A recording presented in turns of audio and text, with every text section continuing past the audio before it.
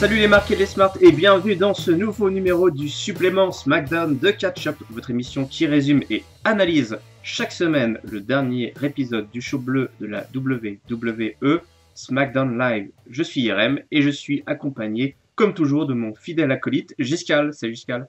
Salut Irem, salut tout le monde. Alors Giscal qui visiblement mange des shirashi et des sushis et des makis dans un Là, même repas.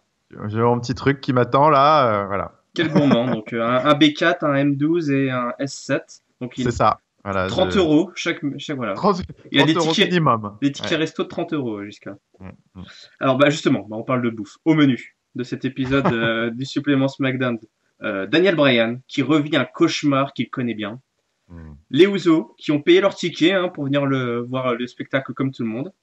Natalia qui casse des miroirs avec sa tête. Et enfin, nous avons une Battle Royale pour déterminer un First Contender qui ira affronter Bray Wyatt à WrestleMania. Du lourd. Il y a de l'imprévu, il y a du prévu. On va commencer avec l'imprévu, puisque c'est Daniel Oui. Bryan donc, qui ouvre le show, qui nous souhaite la bienvenue à Ontario, dans le Canada. Il nous rappelle que WrestleMania, c'est pour bientôt, c'est dans une quarantaine de jours environ, un mois et demi, et que la route, elle est pleine de surprises, d'inattendus. Et justement, une surprise, elle est de taille. Il demande au public d'accueillir chaudement la championne de SmackDown, Naomi. Naomi qui arrive sur sa musique très entraînante, mais elle traîne Mm. des pieds, justement. Elle se traîne difficilement jusqu'au ring. On se souvient la semaine dernière qu'elle avait annoncé qu'elle avait été blessée lors de son match face à Alexa Bliss. Alors, Daniel Bryan qui dit que tout le monde est fier d'elle, on a les chants You Deserve It, etc.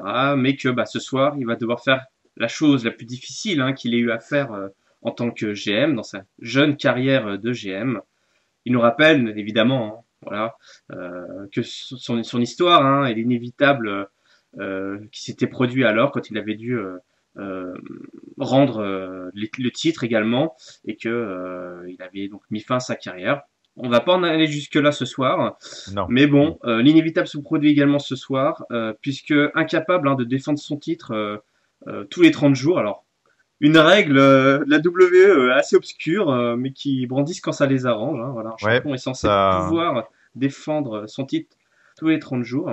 Peut-être falloir aller voir Dean Ambrose là, peut-être un de ces Alors, quatre. ce qui est amusant d'ailleurs, c'est que Daniel Bryan a coécrit ou préfacé un livre qui sort bientôt, qui s'appelle Les règles non officielles, je crois, de la WWE, en Ouais. anglais évidemment, et qui reprend notamment toutes les règles qui régissent un peu la WWE, mais visiblement avec un côté un petit peu second degré, mi-kayfabe, mi-shoot.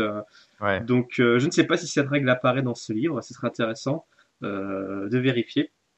Voilà, un petit travail d'investigation qui t'est confié en direct pour toi, Giscal. Je vais aller regarder alors. Donc voilà, Naomi qui doit donc rendre la précieuse ceinture blanche également, blanche et bleue. Mais le public n'est pas d'accord, évidemment. Mm. Naomi est sous le choc. On sent vraiment l'émotion là. C'est pas du chiquet ou alors Non. elle a vraiment pris des cours d'acting accélérés. Elle est sous le choc. C'est long, elle a du mal un peu à se reprendre, mais elle y parvient. Et elle qui accomplit, elle raconte, elle accomplit son rêve. Décrocher enfin ce titre, ça lui a pris des années et des années. Mais là, c'est un peu le retour sur Terre, c'est un peu difficile. Elle remet le titre, la ceinture, elle la passe à Daniel Bryan. Évidemment, il en faut pas plus pour que quelques instants après, Alexa Bliss débarque. La musique Mm. d'Alexa Bliss qui retentit et qui vient donc Salope. réclamer, qui vient Mm. réclamer son titre. Il venait du cœur, celui-ci, Giscal. Ouais. Le CSA va encore frapper, qui remet donc, voilà, qui vient réclamer son titre. Elle explique qu'effectivement, elle a jamais eu son rematch. Et du coup, ça lui paraît logique de récupérer le titre sans avoir à réorganiser d'autres matchs. Euh, Daniel Bryan, à ce moment-là, il semble convaincu, pas forcément enjoué à cette idée, mais il semble assez convaincu. Voilà, il se C'est dit, logique. elle n'a pas Mm. tort, effectivement. Pendant ce temps-là, pendant que Daniel Bryan réfléchit, on voit tout le travail là, de mou que fait encore Alexa Bliss, où elle fait donne-le-moi, allez, hein, tu me le donnes, dis, allez, tu verras, c'est pas si compliqué que ça, il suffit que tu me le donnes. Ça va bien se Évidemment, passer. évidemment, Daniel Bryan euh,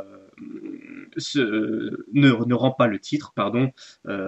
Il a plutôt notre idée, va organiser un match de championnat right here, right now, évidemment contre Becky Lynch. Et Alors oui. voilà, Alors évidemment, évidemment. voilà, évidemment, je dis évidemment, mais il y aurait bien, ça aurait été pas mal peut-être de De nous expliquer? nous expliquer pourquoi. Il y a les raisons, il y en a, donc c'est pas un problème. Après tout, c'est la précédente championne, etc. Hmm, Mais bon, elle ressort d'un match d'une défaite face à Mickie James la semaine exactement. dernière, Hmm. donc elle est en pleine rivalité. Elle a déjà un programme. Donc bon, passons. Mais voilà, il faut faire un peu de chip-hop, il faut lancer le show, et qui mieux que Becky Lynch versus Alexa Bliss pour le faire. Alors le match commence, un match qui aura duré donc une dizaine de minutes, hein. On reste toujours dans cette même un peu durée de match pour les filles. Donc trop ravi hein, d'avoir cette opportunité tombée du ciel. Ah Becky oui. Lynch, hein, elle charge sans attendre, elle enchaîne tout son moveset.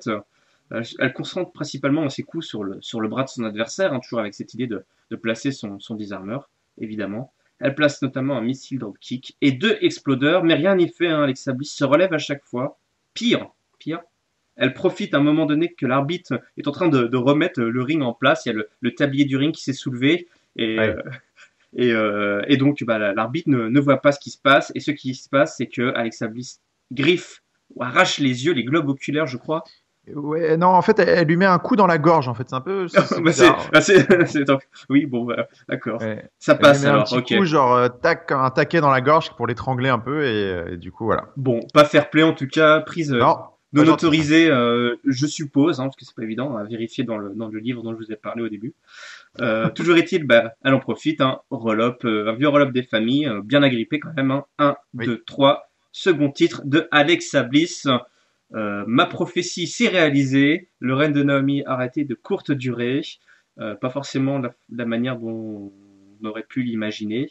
Non, ouais. Ça rebat pardon, les cartes évidemment pour WrestleMania, même si évidemment un retour de Naomi n'est pas impossible, mais ça avait l'air quand même assez difficile. Giscard, qu'est-ce que tu as pensé de cette grosse séquence d'intro? Eh ben, c'était pas trop mal tout ça. Ça implique encore les filles assez longuement, hein, qui ont vraiment des places de choix dans cette émission chaque semaine. Bah, ce segment d'intro, c'était un crève-cœur, hein, parce que bah, c'était terrible parce que ce qui se passait dans le ring, c'était très sincère. En plus, le soutien du public derrière rendait la chose encore plus difficile à vivre et à suivre, parce que on sentait qu'on se dirigeait vers l'inévitable, et à côté de ça, il y avait les chants You deserve it, qui, malgré tout ce que peuvent penser certaines personnes sur les compétences de Naomi, ça fait quand même 3 semaines de suite que le public, en tout cas, n'a que cette phrase à la bouche. Donc, ça doit lui faire du bien quand même après ces années de galère et tout. C'est vrai que bah voilà, on ne peut que la croire, hein, quand elle nous parle de son rêve et de sa journey, comme ils disent, vers le titre. Donc c'est terrible de la voir, bah, du coup, devoir abandonner ça sur une blessure qui n'est peut-être pas si grave que ça, mais qui en tout cas contraigne manifestement la WWE à changer ses plans. Donc ils sont obligés de lui ôter son titre. Donc moi j'étais vraiment triste pour elle sur ce segment. Le fait que ça vienne de Daniel Bryan, évidemment c'est compliqué. T'en as parlé, hein, il a Il vécu avait la les même yeux chose. rouges, hein, Daniel. Ouais, tu sens que, parce que je pense qu'à mon avis il prend quand même son rôle très à cœur à SmackDown, et que c'est un peu tous ses petits poulains, et je pense que vraiment Mm. il était vraiment triste de devoir faire ça. Donc c'était bien exécuté, et du coup, j'ai vraiment vécu l'arrivée d'Alexa Bliss comme vraiment Oh, bah, on l'a entendu, hein. un sale moment, parce que le tout était bien fait, Ouais. et du coup quand t'entends sa musique, tu te dis mais vraiment quelle pute, quoi. Enfin, genre, tu la vois Elle ne arriver avec reculera devant rien. son Quelle petit sourire, rapace. elle se croise sur la rampe, et Alexa Bliss qui la regarde avec Ah oui, avec, oui, ce regard qu'elle lui jette. avec son regard habituel. Hein. Donc la promo derrière était pas trop mal. J'ai trouvé qu'elle avait eu un petit peu de mal quand même à jouer avec le public sur sa promo derrière parce que le public lui a clairement réservé un sale accueil qu'elle méritait. Elle a eu un peu du mal à se faire entendre. Elle voulait absolument faire sa promo. À un moment, elle a commencé à jouer un peu avec les watts. Ouais. C'était pas mal. Au début, elle avait du mal parce qu'elle débitait son truc, mais en fait, on l'entendait très peu parce que le public la huait, la huait et tout. Ah, grosse Mais épreuve bon. du feu, là. Ouais, c'était la grosse épreuve du feu. Bon, Ouais, ça en est quand même plutôt bien tiré, non, non, non, effectivement. elle s'en sort bien, elle s'en sort bien.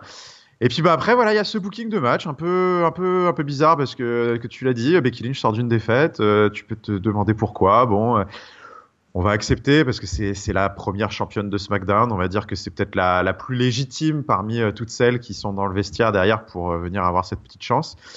Et puis bah clairement, elle a conforté sa position de Sami Zayn féminine, hein, parce que c'est de plus en plus ça quand même. Hein, Becky Lynch, c'est la gentille face combative, un peu coconne parfois, qui se fait quand même souvent avoir. Hein. Les roues ont une âme, c'est ça que tu es en train de dire. Héros ont une âme, ouais. Okay. Mais elle se fait quand même souvent avoir. Ça devient un petit peu sa marque de fabrique, hein, que ce soit par Mickie James, par Alexa Bliss. Ouais. Elle est manifestement toujours un petit peu du mauvais côté de l'affaire à chaque fois. Un match assez vite torché. Je dois t'avouer que j'étais assez déçu quand même. Tu sentais que c'était un peu du lastminute.com là, cette affaire, parce que elles ont eu 9 minutes, mais bon, ça a été largement tronqué par la coupure pub, mais c'était quand même du ultra basique avec 2-3 petits moves et un roll-up pour conclure tout ça. Ouais. Donc bon, grosso modo, on a voulu remettre la ceinture, on reboot quoi. On a remis la ceinture là où elle était, puisque bon, le plan de Naomi s'est cassé.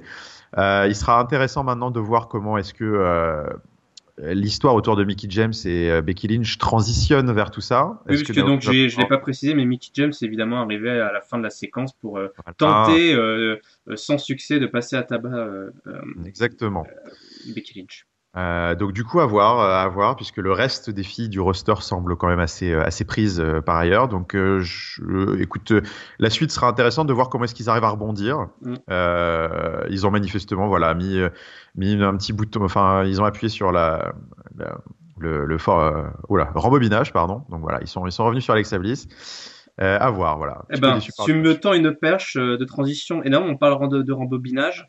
Eh ben, on va suivre avec les American Alpha, puisqu'on se souvient, on avait dit qu'il y a eu un petit peu de rembobinage pour se retrouver dans une situation qui était celle d'il y a quelques mois où les American Alpha étaient en rivalité avec les Usos. C'est ce qui est en train de se remettre en place. Hein. Ce soir, pour autant, les American Alpha ont un match face à la paire Breezango ou Fabriz, selon les sources. Ça dépend des semaines. Ça dépend des semaines. Hein. Donc la Fashion Police qui attaque les champions alors qu'ils entrent à peine sur le ring. Et puis après, le classique hot tag de Gable sur Jordan. Ils finissent par placer leur Doomsday Bulldog. Hein. Oui. C'était sympa ça. Ouais, une alternative à leur finisher assez sympa et remporte donc le match sans trop de difficultés. Squash. Oui, voilà. En un mot comme en un seul. Soudain, on entend les Usos. La voix des Usos qui résonne, mais on ne sait pas trop d'où ça vient cette voix. Et en fait, tout simplement, les Usos sont dans les premiers rangs et ils arrivent à travers le public. Ils ont pris leur ticket carré or. Et donc, ils s'en prennent verbalement au American Alpha. Ils leur laissent pas le temps d'en placer une seule. Clairement, ils étaient mais chauds, bouillants. Je n'ai pas tout noté. La promo, mais ça vaut le coup d'oreille. Elle était assez sympa. C'était assez marrant parce qu'il y avait pas mal de références à Hulk Hogan, en parlant prenez des vitamines et faites vos prières. Il y avait un côté The Rock aussi dans la façon dont il se comportait. Tout ce dynamisme était assez rock'n'roll. Et donc, grosso modo, ils les annoncent qu'ils vont leur botter le cul. Et ils leur rappellent que ce sont eux les vrais bonhommes de la division. Un petit mot rapide sur la division tag team en général et peut-être ce segment en particulier, Giscal. Ouais, plus ce segment parce que le match était... Bon, il y a rien à dire sur le match. Hein. C'est du squash.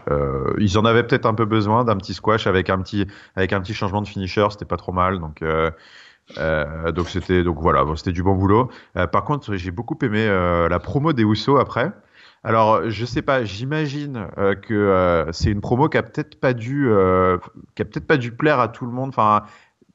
elle était très bizarre en fait cette promo. Ça n'avait rien à voir avec les promos Hmm. qu'on peut avoir habituellement parce que Qu'est-ce qui t'a ils, choqué ou surpris? ils- ils étaient vraiment dans une attitude ultra agressive et dans Oui. une diction en fait, dans une diction qui ressemble à rien du tout de ce que tu peux voir habituellement, à savoir que en fait ça ne reposait sur aucune interaction.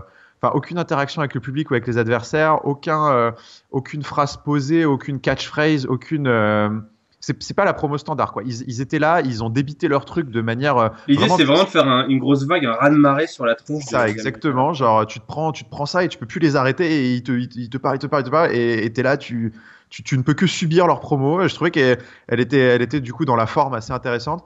Sur le fond, ils ont pas dit grand chose de nouveau. Hein. Voilà, ils sont ultra chauds, ils vont tout défoncer. Ils essayent d'installer un peu une gimmick j'ai l'impression de heel, je sais pas, un peu quali avec je sais pas, leur 5 stars derrière leur Sur leur polo, leur hoodie, hein. ouais, derrière leur hoodie et puis le fait qu'ils roulent dans des belles bagnoles et que les autres c'est des tocards parce que genre ils sont à un moment c'était trop drôle quand ils parlaient chacun leur tour, c'était drôle parce qu'à un moment ils ont fait un peu du ping-pong les deux frères Oui, alors, en plus, et c'est en jumeau. ouais, et puis alors, et puis il y en avait un qui disait, ouais, donc là à la sortie de l'arène, vous allez monter dans votre voiture de loc. Et puis l'autre qui disait, ouais, et puis vous allez accrocher votre ceinture. Et puis l'autre qui disait, ouais, et puis après vous allez conduire jusqu'à votre petit hôtel miteux. Et l'autre qui lui dit, ouais, d'ailleurs c'est probablement à 2 étoiles. Et puis après, et puis après il lui dit, ouais, et puis vous allez prendre votre petit protein shake et votre petite protein bar parce que voilà, c'est des gros baraques alors que tu vois, c'est des straight from the hood. Ils sont un peu, bah, ils sont tels qu'ils sont, ils sont un peu nature et tout. Voilà. Et puis l'autre qui lui fait. Est-ce qu'ils ont choisi chocolat, vanille? On sait pas. Enfin, c'était super drôle. Moi, je trouvais que c'était vachement dynamique. Ça changeait complètement. Il y avait un côté un peu old school dans la promo. Donc très Ouais. sympa. Très sympa. Et puis clairement, ça fait un impact, quoi. Tu vois, tu t'en souviens, tu te dis, waouh, les Housseaux ont fait une promo et tu t'en souviens après coup, quoi. Donc c'était pas mal. J'aime bien. Donc bon boulot. J'ai hâte que ça commence vraiment un peu à se friter dans le ring quand même. Ouais. Parce que ça fait un petit moment qu'on attend. Donc j'ai quand même hâte, j'ai hâte que ça arrive. Et puis bah écoute, let's go. Enfin, je pense que ça va être un bon match, une bonne rivalité. Est-ce que ça va arriver jusqu'à WrestleMania, tout ça, je suis pas sûr parce que j'ai de gros doutes, mais sur la possibilité qu'ils aient un match à Mania, parce que la carte m'a l'air tellement compliquée à booker que je suis pas sûr il y aura de la Ouais. place pour les équipes. Mais bon, en tout cas, ça me plaît bien comme programme, donc je suis content que ça se concrétise. Eh ben, un programme justement qui s'est concrétisé mais qui a du mal à se terminer, bah, c'est la rivalité entre Natalia et Nikki Bella justement, qui doit se solder normalement ce soir dans un Falls Count Anywhere. Hein. Les deux n'arrêtaient pas de se mettre sur la tronche en dehors du ring. Donc intelligemment, Daniel Bryan y a vu une opportunité de booker cette stipulation.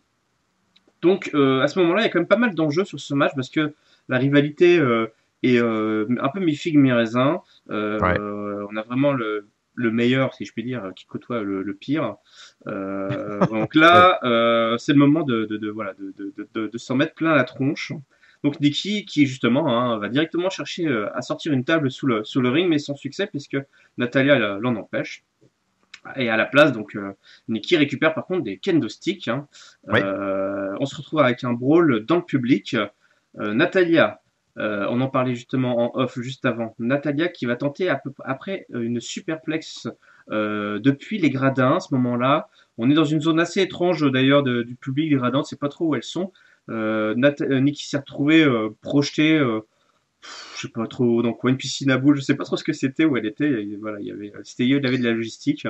Ouais, Et je sais pas toujours est-il trop. que Natalia, voilà, veut tenter une grosse souplesse arrière, mais Nikki le contre par un disaster kick. À ce moment-là, si vous avez écouté le match, vous avez sans doute dû entendre un paquet de consignes qu'elles se sont Ouais, données entre elles, des petits bien joués, vas-y, attends, je te balance par ici, je te balance par ouais. là. Parce que Euh, très habile de faire ça au milieu du public en plus, hein, en termes ouais, d'immersion du show, c'est bien. donc là, je sais pas, peut-être que elle bosse avec Botchamania dorénavant et Peut-être qu'elle va être sûre d'apparaître dans la prochaine son vidéo. départ. Ouais. Nikki se retrouve balancée dans les barricades, puis dans les marches de fer par Natalia, qui s'empare du kendo stick, mais n'en fait rien. À ce moment-là, elle a une meilleure idée.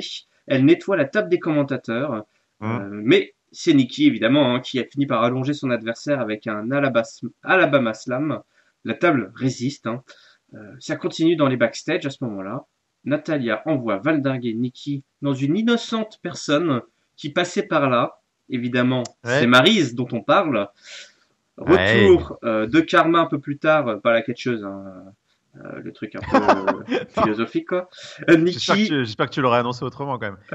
Nikki, Nikki qui envoie valdinguer à son tour son adversaire. C'est Natalia qui se retrouve la tête projetée à travers un miroir. Assez impressionnant, elle s'en sort sans aucune égratignure, elle est trop forte, elle a la tête dure, hein, cette Canadienne.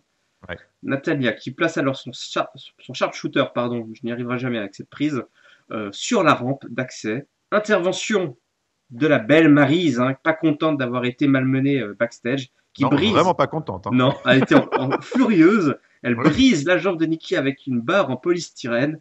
Le mise, le mise intervient pour arrêter le massacre. Natalia en profite, compte et fait le tomber. 1, 2, 3, victoire de la Canadienne Natalia, qui n'est donc pas une broken heart comme l'avait annoncé Nikki un peu plus tôt backstage. Et voilà, donc est-ce qu'on en a fini avec cette histoire et qu'as-tu pensé de ce match à stipulation? Est-ce qu'elles ont délivré les filles? Euh, non. Enfin, moi je trouve pas. J'ai pas été très fan. Elles ont fait mieux que ce à quoi je m'attendais quand même. Mais j'ai trouvé que ça restait quand même assez moyen. Je trouvais que de manière générale, ça manquait un peu de psychologie, un peu de, c'était très scolaire comme match en La fait. psychologie, j'en ai pas parlé parce qu'une fois de plus, ça consistait à faire des You Can See Me. Donc, Oui, voilà, c'est toujours la même chose. C'est ultra scolaire comme match. C'était vraiment, on avait l'impression de voir le false count anywhere pour les nuls, à savoir, on commence dans le ring, tout de suite on sort, on va d'un point A à un point B, on va faire notre spot là-bas, on fait notre spot, on revient. Ensuite, on fait un spot dans le ring, on ressort, on va faire un spot derrière dans les coulisses, on revient. Enfin, c'était ultra entendu, ultra basique. La psychologie dans le ring était quasiment non existante. Il y a pas eu pendant tout le match un seul spot qui te donnait l'impression d'un near fall, tu vois. Enfin, à chaque fois, c'était des tentatives de tomber ultra rapide à deux, un peu pourries. Il y avait éventuellement le seul gros spot peut-être qu'elles avaient prévu, et c'est pas de chance pour elles. Le coup du Alabama Slam sur la table qui casse pas, c'est vrai que c'est dommage. Ça aurait pu ajouter un petit truc en plus. Bon, le côté du miroir c'était sympa. Faut reconnaître que c'est vrai que j'étais là, waouh, c'est vrai que le côté du miroir c'était plutôt pas mal. Mais sinon à côté de ça, voilà, c'était des You Can See Me. C'était des spots qui n'avaient pas de sens. Alors à un moment, il y a Nikki Bella qui sort la table de sous le ring. Et du coup, tout le monde est trop chaud. Et là, t'as Natalia qui la contre et qui arrive et qui dit, vous voulez une table? Non. Donc du coup, elle l'arrange pour décevoir le public. Ça, d'accord. Mais par contre, elle refait la même chose juste après avec le kendo stick, ce qui n'a aucun, enfin, genre, ça n'a aucun sens. Genre, vous voulez le kendo stick? Eh ben, je vais pas m'en servir, même si ça pourrait me donner un putain d'avantage là de la frapper avec. Je vais pas m'en servir. Donc non. Enfin bref, il y a plein de trucs que j'ai trouvé ouais. vraiment moyens. Donc bref, le match n'était pas ouf. Par contre, bon bah du coup, on sait pas trop. Est-ce que c'est fini? Est-ce que c'est vraiment fini? Parce que le finish, bah du coup, le finish n'était pas vraiment décisif. Hein. Il y a eu l'intervention de Maryse. Maryse qui du coup bah, rentre dans le mix comme beaucoup le pressentaient, hein, parce que c'est vrai que bon, moi je suis pas trop les rumeurs. Il y avait beaucoup de rumeurs autour d'un match entre Maryse et Nikki Bella avec leurs compagnons respectifs. Et jusqu'à aujourd'hui, avec les rumeurs en tête, je trouve que oui, on pouvait voir des indices, mais vraiment quand on était conditionné et qu'on se disait qu'il y avait une raison derrière. Bon là c'est clair. Enfin, là, en effet, il y avait bien quelque chose dans les bacs. Donc voilà. Maryse dans le mix. Alors Maryse est manifestement, faut pas la faire chier, hein, parce que La tu lui furie. rentres dedans, en coulisses. Elle revient avec une barre de fer pour te péter la jambe. Je Enfin, pense c'est qu'il pas vaut mieux pas la bousculer dans le métro. Ah ouais, non, là, je sais pas, Elle elle te te jette sous sort. la voie. Elle te jette sous la voie, je pense. Ouais, c'est ça. Donc, bon, j'ai trouvé la réaction un peu disproportionnée quand elle est arrivée avec sa barre. Là, je me suis dit, qu'est-ce que ce bordel? Bon, ok. Le Miss qui vient du coup la chercher, bon, c'était pas trop mal pour la calmer et tout. Bon, écoute, là, comme ça, à chaud, je sais pas trop quoi en penser parce que bah, on va voir où est-ce que ça nous emmène. Si c'est vraiment une histoire de tag team mixte, écoute, moi, ça me déplaît pas personnellement. Voilà, chacun sa came. Moi, si ça permet de remettre Le Miz et Cena dans une rivalité, moi je suis super content parce que je trouve que c'est les deux meilleurs talkers de la WWE actuellement et ça va être génial. Après, Oui. voilà, peut-être que le match sera pas dingue, mais en tout cas, ça peut donner une belle rivalité. Ça peut donner une belle rivalité de mid-card avec des beaux moments. C'est Cena qui est potentiellement loin du main event à Mania. Ça devrait faire plaisir à pas mal de gens, a priori. Donc, du coup, je me dis, écoute, why not? Voyons voir ce qu'ils en font. Eh ben écoute, justement, le main event, John Cena en sera loin, mais ce soir, John Cena est quand même là pour tenter de décrocher à ce moment-là une place pour le main event. Hein, on n'y est Et pas oui, encore à ce moment-là. À ce moment-là, la rivalité, elle est entre Maryse et Nikki, mais évidemment, les garçons ne vont pas en rester là.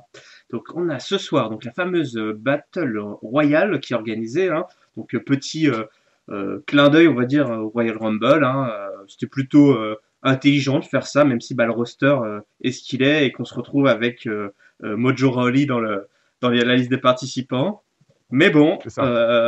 bah, Tout le monde a droit à une chance. tout le Voilà. monde est là. Hein. On a John Cena, AJ Styles, Le Miz, Luke Harper, Le Baron, évidemment, Dolph Ziggler, Apollo fucking Crews, Kalisto Lucha Finks, Mojo Rawley et Dean Ambrose, le champion intercontinental. Donc, Dean Ambrose, justement, en rivalité avec Corbin. Donc, en fait, ce qui va se passer vraiment dans cette Battle Royale, c'est on va se baser essentiellement sur les rivalités qui sont Oui. déjà écrites. C'est un peu peut-être une différence qu'il y a avec le Royal Rumble. Mm. Ça joue pas mal, justement, je trouve, sur la qualité du spectacle. Dean Ambrose, donc, qui fonce dans le tas, enfin, dans le tas, dans Corbin, le baron n'étant pas Non, un non, tas, non. pardon, baron, si tu Non, les écoutes, je retire ce que je dis. s'il s'il te plaît. Voilà, c'est un dérapage en direct de ma part. Pendant ce temps-là, hein, tout le monde se met sur la tronche. Styles qui s'en prend à Ziggler et Cena, mais qui se fait maîtriser. Dolph Ziggler, évidemment, le spécialiste qui va plusieurs fois teaser, comme on dit, des éliminations. Hein, il est toujours au Sur le bord fil du rasoir. de la chute, au fil de rasoir, comme tu dis si bien, Giscal. Ensuite, le baron qui revient, il en veut là, baron. Hein. Il est temps de montrer que c'est lui le patron. Il place son Deep Six sur le Miz. Hein, on parlait du Miz tout à l'heure. Ouais. Le voilà, le Miz qui se prend son coup. Hein. Évidemment, le Miz qui lui cherche plutôt à éviter les embrouilles physiques. Hein. Il est malin, le Miz. Ensuite, il balance. C'est Mojo Rawley. Hein. C'est Mojo qui évidemment va faire la première élimination. Enfin, va subir la première élimination par le baron, si je ne dis pas de bêtises. Kalisto et Dean Ambrose à ce moment-là tentent comment dire, un truc qui ressemble vaguement à un moonsault, press pot comme on dit, hein, quelque chose qui aurait pu être sympa, mais ça foire un Mais petit finalement, peu. non. Ouais. Euh, C'est comme eux, en fait, c'est ça. Ziggler qui s'en prend au masque de Kalisto, hein, cette vieille ficelle. Ouais. Mais bon, il n'y parvient pas, mais à la place, il le super kick. Allez, hop, élimination du Luchador. Apollo fucking Crews en profite pour éliminer Ziggler. Ziggler n'est pas content. Ziggler va chercher sa chaise, Sa fameuse. sa fameuse chaise qu'il trimballe de ville en ville hein, sur la tournée, dans son bus, et qui donc arme sa chaise. Euh, Pendant ce temps-là, je sais plus, je me souviens plus s'il tabasse Callisto ou pas. Si, bah si, oh bah tant qu'à faire. C'est pour bonne mesure. Pour bonne mesure, parce qu'on aime bien taper sur des petits Mexicains. Voilà, je pense que c'est le catcheur préféré du président des États-Unis en ce moment. Je dis notre parce que voilà, pour nous, c'est quand même Ah, bah, il est l'un des nôtres. c'est un peu notre président. Apollo fucking Crews, qui n'est pas si fucking Crews parce qu'il se fait distraire évidemment par ce qui est en train de se passer à l'extérieur. Et donc le baron en profite pour le passer par-dessus la troisième corde. John Cena et Styles se retrouvent face à face. Voilà, encore voilà, un petit peu comment dire, une petite Ah, dose, toujours de, petite ouais, dose de voilà, rappel. John Cena et une Jet petite dose Styles. hebdomadaire Voilà, tentative de attitude adjustment de la part du Marine, contrée évidemment par les Styles. Attendez, attends, qu'est-ce qu'il fait là? Ça marche pas. Ça, ensuite, pardon, évidemment, tout le monde se retrouve un peu aux quatre coins du ring à ce moment-là. Chacun prend le temps de bien se placer dans un coin, c'est assez marrant à voir. Ah oui. Évidemment, Pourquoi? Parce qu'au centre, il y a le Miz qui est là, et le Miz donc prépare sa fameuse séquence Daniel Bryan-esque. Ouais. Les Yes Chants partent, les Shotgun Dropkick partent également. John Cena à ce moment-là, pardon, mais c'est John Cena qui va finir par éliminer le Miz. Le Miz ne s'y attendait pas. Visiblement, il est Non. dégoûté par ce qui vient de se passer. Ça rejoint donc la storyline qui Voilà. semblait se mettre en place du côté des filles. Cena, German Suplex sur Ambrose et Styles en même temps, parce qu'il n'y a pas de raison. Ensuite, il déroule son moveset habituel, mais il se fait prendre par le End of Days du Baron. Ambrose, à ce moment-là, qu'on avait un petit peu oublié peut-être, revient et élimine le Baron une fois de Ah, oui. plus. Une fois de plus. Et oui, on joue vraiment sur ce qui existe déjà ou ce qui a déjà existé. Le Baron, donc, qui n'est pas content et qui place son End of Days sur le champion intercontinental. Le Miz revient également. Personne ne surveille les allées et venues sur ce ring. Le Ça, Miz c'est un est scandale. éliminé. Et qui... J'ai posé une réclamation d'ailleurs, hein. J'ai envoyé une lettre de réclamation à la Voilà, W. toujours à checker, toujours, je vous invite toujours à, vérifier, à regarder dans ce fameux livre des règles de la WWE qui va paraître, puisque Ouais. évidemment le Miz, l'ancien champion du monde, mais ça commence à dater, supprime, élimine John Cena de Quel connard. l'équation, il le Connard. supprime de l'équation. John Cena, j'ai beaucoup aimé d'ailleurs la façon dont il prend le truc, il fait ah je me suis fait éliminer, bon ok, ah Non, mince. il demande, il avait le droit de faire ça? Oui, effectivement, oui, ouais, c'est ça. Au début, voilà, il remonte à son tour sur le ring, il commence à discuter avec les arbitres. Les arbitres, bah oui, il avait le droit, voilà, c'est comme ça, hein, ça n'a pas Ça, changé. c'est incroyable, ça, c'est quand même incroyable. Et donc, à ce Je comprends moment-là, pas. Styles et Harper se font face. Ils se retrouvent, je crois, de l'autre côté des cordes. Euh, on l'avait oublié, une fois de plus, Dean Ambrose est de retour. Je sais pas où il était, mais voilà, on s'attend à ce qu'il élimine les deux hommes, mais il n'en est rien. Ça se bastonne, grosse bagarre générale entre les deux. Dean Ambrose qui finit par être éliminé. On se retrouve avec donc Luke Harper et Jay Styles. Voilà le duo qu'on imaginait assez, qu'on pouvait imaginer assez facilement avant le début de cette Battle Royale, pardon. Sans le scandale de l'élimination de John Cena, oui, je suis d'accord. Oui, voilà. Nonobstant le scandale de John Cena éliminé.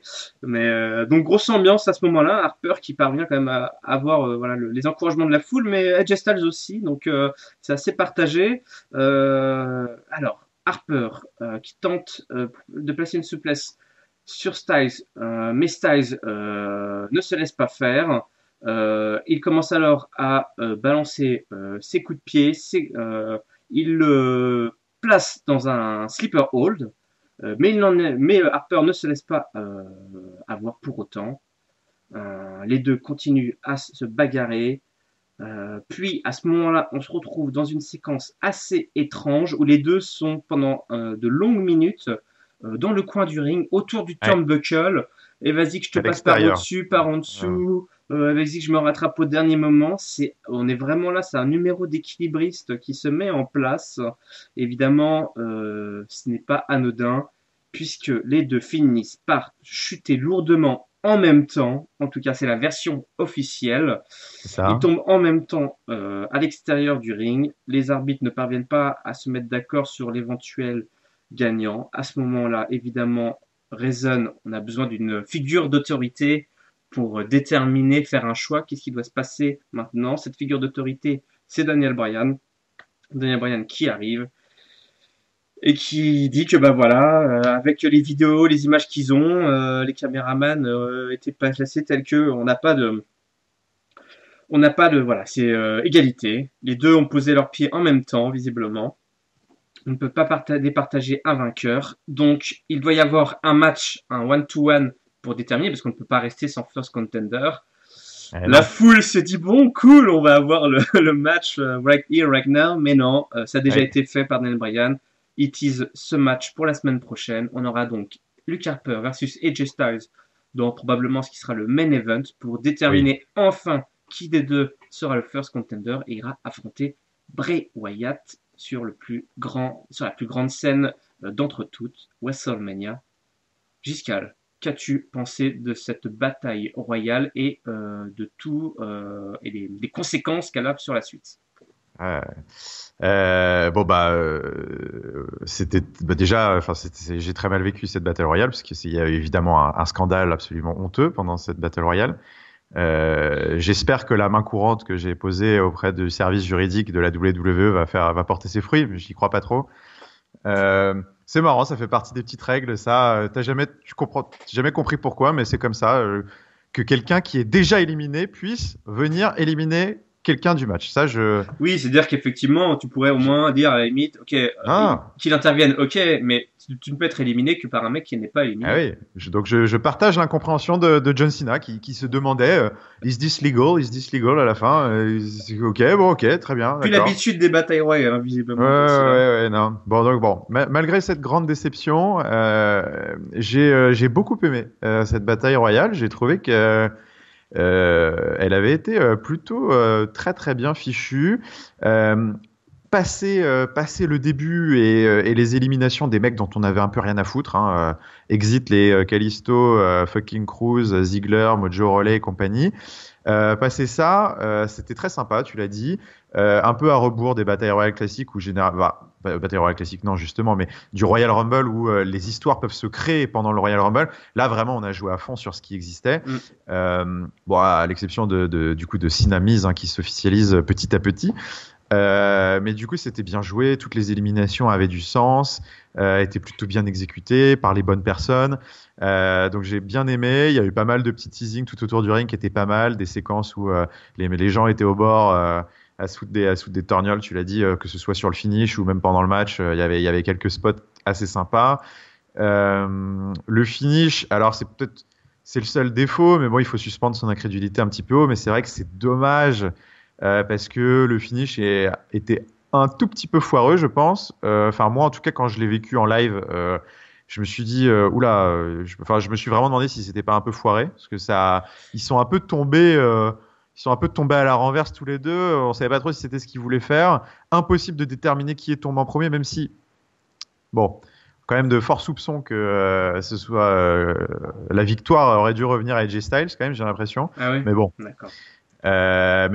Écoute, soit on n'a pas eu le droit de voir les images vidéo cette fois, donc ils ont pas souhaité nous le remontrer. Je pense que c'est mieux. Daniel Bryan l'a d'ailleurs dit dans le Talking Smack, ils n'ont aucune image exploitable. Ils ont aucune image exploitable. J'étais là à dire, regardez, demander aux spectateurs qui étaient là, parce que tout le monde maintenant a son smartphone et filme. Il y a sûrement une vidéo, c'est sûr. Non, mais bon. C'est des ficelles qu'ils utilisent parfois, il faut l'accepter. Voilà, c'est le match nul, c'est le résultat. Soit c'est assez intéressant à pas mal d'égards parce que le fait qu'ils gardent AJ Styles dans cette affaire, il faut voir ce qu'ils en font. Est-ce qu'ils sont en train de changer leur plan? Est-ce que finalement tout n'est pas si simple que ce qu'on aurait pu penser? C'est un petit peu la réflexion qu'on se fait à chaque SmackDown depuis plusieurs semaines. C'est ça qui est intéressant, c'est que l'histoire on la connaît depuis 6 mois. Bray Wyatt, Randy Orton, avec des acteurs qui gravitent un petit peu autour, mais finalement tout n'est pas si cousu de fil blanc. Cette histoire de rebondissement incroyable de Orton qui ne veut pas affronter Bray Wyatt et qui du coup entraîne une bataille royale. Du coup là on se dit que c'est l'occasion rêvée pour Luke Harper de s'introduire dans l'histoire.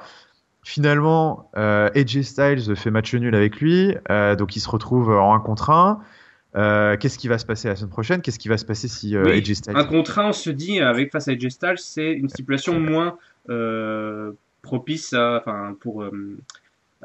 ce que Luke Harper s'en tire, exactement. Est-ce qu'on s'orienterait vers quelque chose où AJ Styles rentrerait dans la course au titre, ce qui pousserait peut-être d'une certaine façon Orton à se déclarer, puisque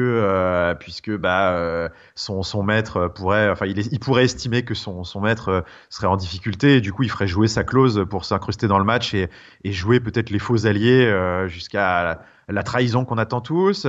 Est-ce que non, on s'oriente bien vers un triple threat de la famille? Est-ce que ce serait peut-être même un fatal four way? On ne sait pas. Il y a beaucoup de choses maintenant qui deviennent possibles. Donc c'est intéressant. Encore un nouveau rebondissement. Un rebondissement qui en plus sert à booker un joli main event inédit pour la semaine prochaine, Ça, ouais. ce qui est plutôt agréable, parce qu'il faut quand même garder à l'esprit qu'on a 5 SmackDown encore avant 5 SmackDown, WrestleMania. et ben, ça en fait Donc des sushis, hein, et des ça en fait des des B2 sushis et des sushis. H4. Ouais. Donc écoute, je suis très intéressé par ce dénouement que je n'attendais pas et ce match plutôt sympa Ouais. qui a confirmé plein de rivalités. Donc bah voilà, un peu comme pour toutes les autres, j'attends de voir la suite maintenant. Je suis assez intéressé, ouais. Bien, très bien. En tout cas, j'aime beaucoup là, ton idée de mettre AJ Styles dans le main event et obliger Randy Orton à rejoindre, à faire valoir sa clause, faire un triple threat, et ça permettrait de Ce mettre serait un Randy sacré match, Orton hein. dans le match sans pour autant qu'il ait à de lui-même dévoiler son jeu. Voilà, C'est ça. là il Il le pourrait ferait continuer pour voilà, protéger continuer à son. avancer masqué. Ouais, Effectivement. Mais bon, on le voilà. verra, on verra. Ils ont visiblement beaucoup d'idées, je pense. Ils n'ont pas forcément encore choisi, ou alors si. Bon, on saura jamais. Sauf qu'ils sortiront un livre sur Sur les règles. comment ça s'est passé tout ça. Eh ben, on arrive justement au mot de la fin. Ouais. Donc, Giscal, si tu veux bien poursuivre, hein, et nous fournir ton top, ton flop et ta note pour cet épisode de SmackDown, s'il te plaît. Eh ben écoute, mon top, je vais le donner cette semaine à Naomi, la pauvre Ah oui, Naomi. Ouais, je vais le donner à Naomi parce que pas juste parce qu'elle m'a touché, mais parce que j'ai trouvé elle avait été à la hauteur d'un segment qui, je pense, n'a pas dû être facile pour elle. Et je trouve elle l'a fait comme une pro et avec la bonne dose d'émotion. Et voilà, je lui tire mon chapeau parce que ça doit être des moments très compliqués et elle a fait le boulot de A à Z. Donc voilà, je lui donne mon top, même s'il y a eu plein d'autres très bons moments pendant l'émission. Et mon flop, je vais le donner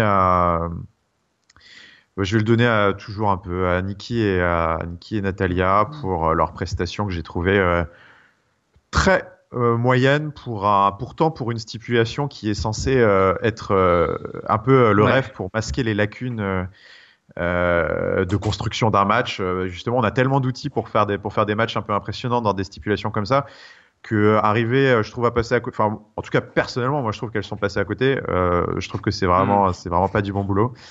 Donc c'est dommage pour des Hmm. catcheuses qui sont expérimentées quand même. Ouais, moi je t'avoue que je sais vraiment pas si elles essayent et qu'elles y arrivent pas, ou si elles essayent pas, toi.